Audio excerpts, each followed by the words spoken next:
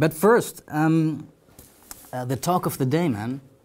Your interview with Channel 4, Cathy Newman. It started. I was watching this, and it was like a self-propelled train wreck. Just for half an hour, it just kept on going. It was quite fun. The memes that came out of it were really good. But I think yesterday or today, it took kind of a more joyless turn. But first, I want to ask you. We'll talk about the aftermath after. But first, how did you experience that interview? What happened there? What was going on there? Well, there were lots of things going on, which is why people are watching it, right? I mean, there are lots of things going on at many levels of analysis all the time. And it's hard to determine which level of analysis you should focus on, especially when something complicated is happening. The way I experienced it was that I went into the Channel 4 studio and I sat and well, first in the green room where everything was quite friendly. Cathy was being made up in there, and so we had a pleasant interchange, I would say. And then I was brought into a room where the interview took place with the cameras, and we spoke for 2 or 3 minutes before the cameras rolled, and she was pleasant and engaging, distracted a bit, but it's exactly what you'd expect, right? She's got her mind on many things. But then the cameras went on, and she just was a completely different person instantly. And so that was interesting. You know, it was interesting to me that she had both of those approaches so instantaneously at her disposal, you know. And so, of course, the first thing that entered my mind was, well, you know, my eyebrows went up, and I thought, okay, which of these two people is the real person, right? And then well, you could say she played devil's advocate. I suppose that's one way of thinking about it. She laid out a set of ideological presuppositions, 2 sets actually, her set and my set. And the set of ideological presuppositions that she laid out for my side of the argument bore very little resemblance to anything that I think or say. And so she would ask me a question, which wasn't really a question.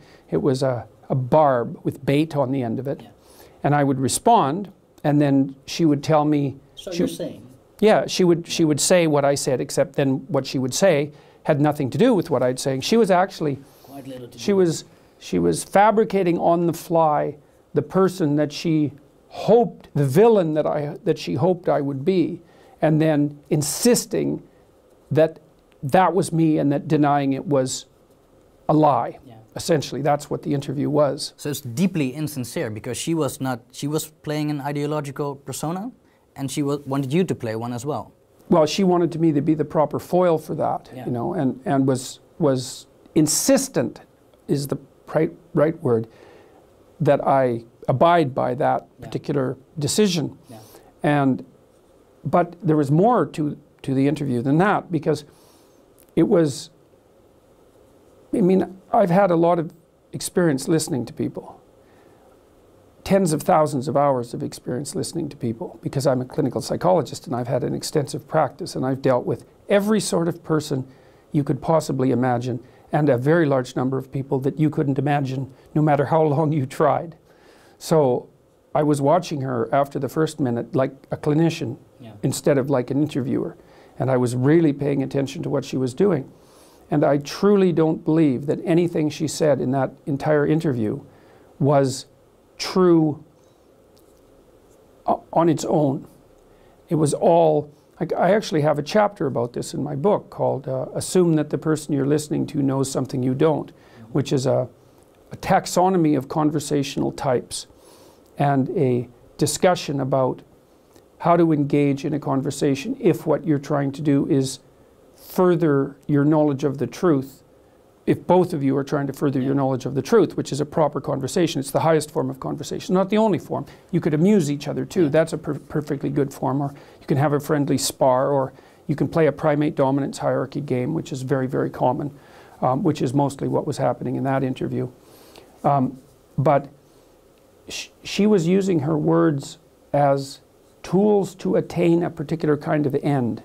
And I couldn't exactly figure out what the end was. Some of it would be to dominate the interviewee, especially if that's a person, then that would be contaminated with ideological correctness. You want to dominate your interviewee if you believe that they're wrong from an ideological perspective. And you want to do that, number one, to attain victory, and number two, to buttress your ideological points. Yeah. So there was that. Then there was some devil's advocate, I suppose, and maybe that's more forgivable, because you could say that she has a responsibility to do that as a journalist, which I don't believe, by the way. Yeah. Asking difficult questions and playing the devil's advocate are not the same thing, even though sometimes playing the devil's advocate is necessary. And then I think there was an underlay of career grandstanding.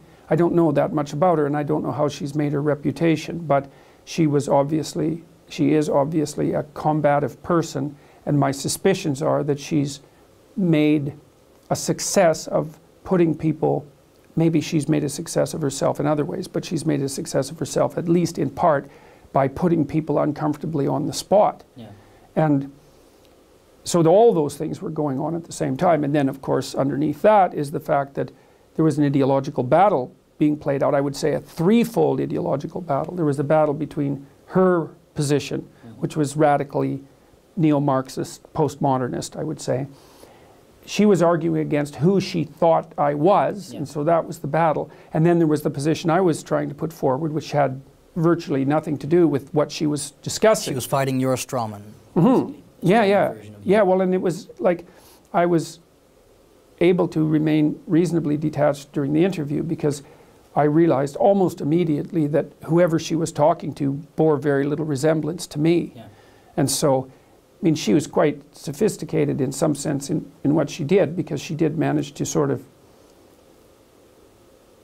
Her claims became so preposterous and so self-contradictory that it was difficult to remain completely detached. And I think, and this was the crux of the interview, and I think the part that's attracted the most attention, she had asked me at one point in a provocatively self-righteous manner just what gave me the right to assume that my privilege of free speech, let's put it that way, gave me the right to potentially offend someone and hurt their feelings. Yeah. And I thought about 6 things at the same time. But the first thing I thought was, you're a journalist. That's the last question in the world you should ever ask someone if you have any genuine integrity as a journalist, because that's all you have as a journalist. You have the right to offend people and hurt their feelings. And so I called her out on that, and I said, look, you know, all you've done in the last 20 minutes is everything you possibly could to make me as uncomfortable as you possibly can. Yeah. And I said it in a way that I would say was designed to let her know that I knew exactly what she was doing. And then I suggested that that was actually okay, because she had every right to do that, but that she couldn't have it both ways. She couldn't make her living and her reputation using those tactics, let's say. And those are, for her, those weren't tactics of seeking the truth. They were almost purely tactics of domination, right, and one-upmanship. Yeah. And maybe, you know, if you live in the postmodernist world, you don't believe in truth anyways. There's just victory in power games, and so perhaps that's what she was pursuing. I don't know exactly what she was pursuing, but it was so palpably obvious to the two of us at that point that she had in fact done nothing except try to make me uncomfortable, that calling her on it left her speechless. And then that was the only time, I would say, when I actually spoke to the genuine human being instead of the ideological so the front. Ideological front, it fell off briefly, and then you said, I got you? Yeah, well, I would say technically, and this might be interesting for people who are interested in Jungian psychology, if you want to understand what Carl Jung meant by animus possession, which is a very difficult concept, then that interview was a textbook case of having a discussion with someone who is animus possessed. And I can't explain what that means because it's very complicated, but if you go and read Jung and you read about animus possession and you need a demonstration of it so that that you get a sense of what it means, then that interview is exactly indicative of that. And I would say, as advice to people, maybe it's more like education, with anyone who is animus possessed, their goal is to engage you in the argument. if you engage in the argument on the terms they've defined, you lose. It doesn't matter whether you win or lose. Yeah. You lose as soon as you engage in the argument. And so what I did in the interview was just not engage in the argument. Yeah. So I wouldn't say I did that with 100% perfection. Yeah. One of my friends, a very smart guy, there was the scene where, let's say, where she was taken aback. I said, "Ha, gotcha." And my friend said, "You know, maybe you could have played that differently there. Maybe you could have said, all right, so, you know, obviously you just thought about what I said, you know, and maybe we could actually have a real conversation about that." But, you know, I had become somewhat angry, a little bit, at that point, because she had violated the rules that make journalism possible by suggesting that I didn't have the right to make people uncomfortable with my speech. Like, she had broken a rule that she shouldn't have broken, in my estimation, and that made me angry. And so I said something that was designed to be witty, hopefully it was witty, and I thought that was a reasonable approach, and maybe it was. But it might have been better to have played it straight and said, look, okay, now we can get somewhere, you know, because we're actually talking now. Yeah, so you mean that after the "ha, got you," you would have taken control of the conversation? We could have actually had a conversation. Yeah. We didn't have a conversation, No. or well, depends on what you mean by conversation. We had a kind of conversation, but what we actually had was a dominance hierarchy dispute. Yeah. Right. Yeah. With an ideological overlay. Yeah, definitely. So then, it went quite viral, actually. I think it Unbelievable. got It was millions of trending on YouTube. Yeah. It was number 7 on trending on Number YouTube. 7. Number 7, yeah, crazy. And some loose clips on Facebook also got hundreds, millions. Yeah, of no, views. definitely. Yeah. And then I know Derek Blackman in the US made a clip, Yeah, and it yeah, got yeah. 750,000 views in like That's one insane. day. Yeah. Then the memes came, and then a day later, it kind of took a joyless turn. Yeah, yesterday and today, Yeah. right now. Yeah. Yeah, well, it's amazing. That's Well, you the see, aftermath. so here's the strange thing, eh? So I kind of played, let's say, knight on white horse. And so The Guardian yesterday published a astoundingly reprehensible article. About your book? No, about the Channel 4 interview. No, they've done some nice interviews about my book. So they've been kind of all over the place with me, you know. But the Channel 4 people claim that Cathy has been targeted with threats, you know. A torrent of online abuse by internet trolls. Yeah. It's like 50,000 trolls, you know, that's a lot of trolls. You might start thinking maybe they're not all trolls, but in any case, overwhelmed by misogynistic abuse and threats, and that they had called in a security specialist to assess the level of threat. And so it was the beginning of the attempt to twist the story around so that the story became Cathy Newman, poor, embattled Channel 4 newscaster, was merely trying to do her job, even though she might have been a bit provocative, interviewed alt-right hero Dr. Jordan Peterson in an honest manner to expose his agenda, posted the results to YouTube, and was immediately mobbed by his army of internet trolls, right? So she went from, so my sense is she went from journalist playing a variety of complicated games to target of criticism online, to heroine, embattled heroine in the panoply of martyrs to whom similar things have happened in the past. And what's terrible about it, and I inadvertently, I would say, contributed to that, because when the Guardian story came out, I read it, and the story purported to be about the threats that she had received. But really the story, because the story opened with a description of me, and the description was, let's call it, far from flattering. Yeah. You know, it was the same old thing. Dr. Peterson, he's a provocateur, has an army of trolls. If anybody ever dares to challenge him, let's say, you know, all they're doing is honestly challenging, the trolls come out, and then they have to fear for their lives. And that was the story. That's the narrative now. The threats were just the prerequisite for the story. And then, yeah, like a dozen UK news media sources, the newspapers in particular, have picked this up. Some even more critical of me than that, some in a slightly more balanced fashion. But, and see, when the Guardian story broke, I tweeted something. I said, look, I've looked at the tweet or the YouTube comments, and most of them were merely criticism. But if you're threatening her, well, stop, Yeah. you know, because we had an exchange of words, which is what we're supposed to do. I think this message to your followers was one of the most liked tweets you ever put out. Yeah, but here's the terrible thing about it. You know, what happened was that the fact that I tweeted that was instantly used as validation for the claim that there were threats. Yeah. And that was just, yeah, that's what happened. And see, it's weird because when I wrote that, I thought, there's part of me that thought that might happen. There was a little warning bell that went off that said, look, you know, there's no evidence that these threats are credible. And if you respond by asking people to back off, you're also implying that there are people who should back off, that this is real. And I thought, no, I'm going to do it anyways, because she has been targeted. She has been subject to a very large number of very vitriolic comments.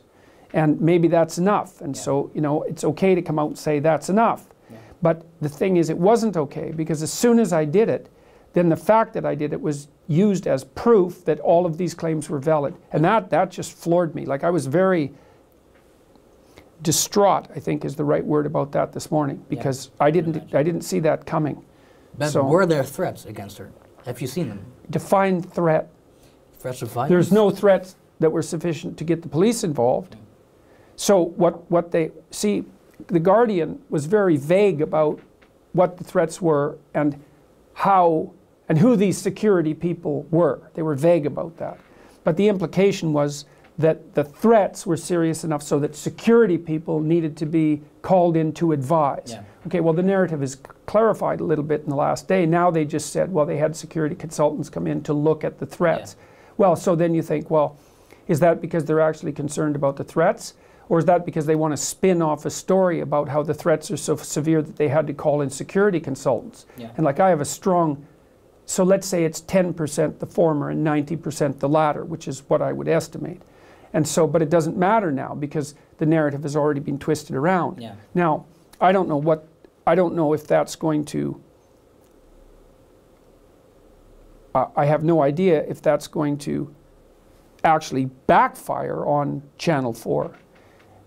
Or if it will have the effect of further damaging my reputation. I mean, I know the Canadian media has picked up the victimized Cathy Newman narrative and run with it as well. Well, they're certainly trying. The Independent, I think, was a piece today, has a subtitle: "When white men feel they are losing power, any level of nastiness is possible." Yeah. In the struggle to regain. Yeah, I know. That was definitely one of the most appalling headlines that I've ever seen a credible news organization produce. And they, like, see, one of the things I pointed out in my book, in 12 Rules for Life, is that as a clinician, talking to many hundreds of people for many thousands of hours and watching how things unfold in their life from the earliest stages of their childhood memories to their current state of life and into the future. One thing I have learned is that no one ever gets away with anything. And so this reporter has made a kind of statement, a kind of provocative statement, and he or she doesn't understand that there will be consequences of that. And perhaps not the sort of consequences that the author will tie back to that statement, but that's the sort of, that's a statement that you only make if you are very historically ignorant, or very incautious, or if there's a very dark part of you hoping things will go very wrong very soon. And I would say that there's a reasonable possibility that things are going to go very wrong very soon. For whom? For all of us. For all of us. None of what's happening in this polarized atmosphere is amusing to me. What happened, see, even with the Channel 4 interview, you know, and maybe I was a bit self-congratulatory, let's say, when I made my sort of satirical gotcha statement. I'm not, and then I would say you could read what happened with Channel 4 as a victory for me and as a loss for Cathy. Now, depends on what she was aiming at. If she was aiming at 3 million views on YouTube in 2 days, then it's not a loss. You know, and for me, it's like, well, my book went up to #2 on Amazon.com in the US the next day, right? It's #1 in Canada. It's #3 in the UK, all on Amazon. I couldn't have asked for more publicity, right? No. And so I could also be sitting back and saying, well, you know, she tried to, a person who regarded herself as my ideological opponent tried to go after my philosophy and my reputation on national TV, failed brutally, and has been taken apart for it. It's like, this is a good day, but I don't regard it as a good day. I don't think it's a good day. As what do you regard it? I think that it's evidence of the instability of the times that we're in. It would have been much better for me and for everyone else if what we would have had was a real conversation. So it's not good. Yeah. It's not good. And I asked Cathy in a variety of different ways now if she would sit down and have an actual conversation, because the right way for this to end is not for me to declare victory, because I don't regard it as a victory. I mean, I'm not saying that I would have liked to have the tables turned. I'm not saying that I would have been happy with a loss. Yeah. But what happened in there was not an optimized victory. What we need to do, what would be best, is if she would sit down with me for about an hour. On camera as well? On camera, where we could actually have a discussion. Like, I would like to ask her something, for example. I've been trying to puzzle this out. I saw a picture of her today.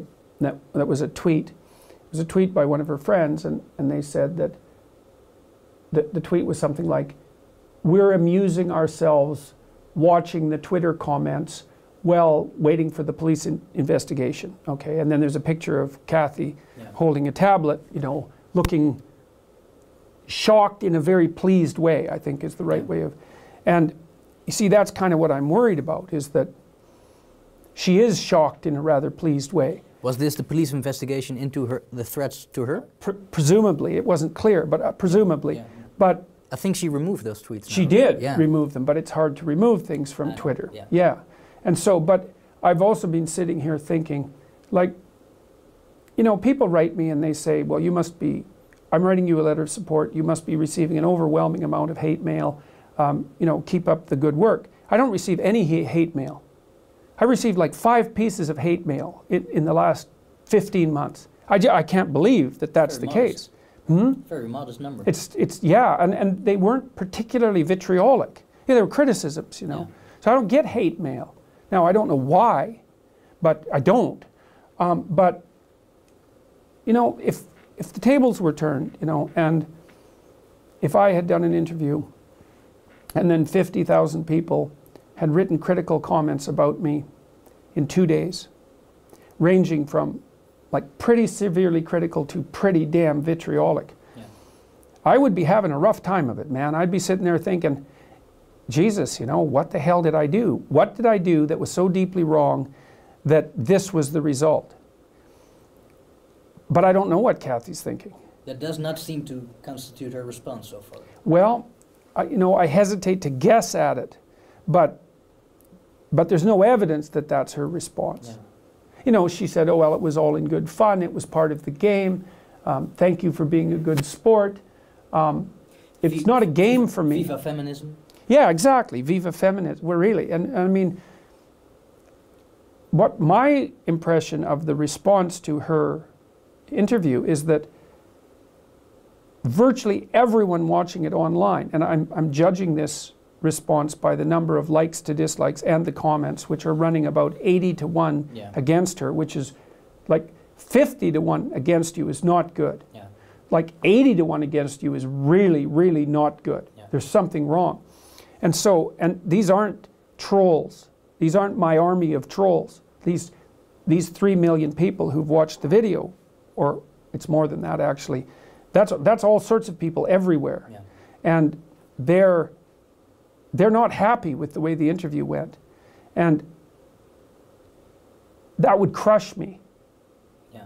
You know, and I think that's the right response to that. Is like when you receive overwhelming public criticism like that, the right response should be not glee at stirring up the hornet's nest, but careful reanalysis of what you did. That's hard.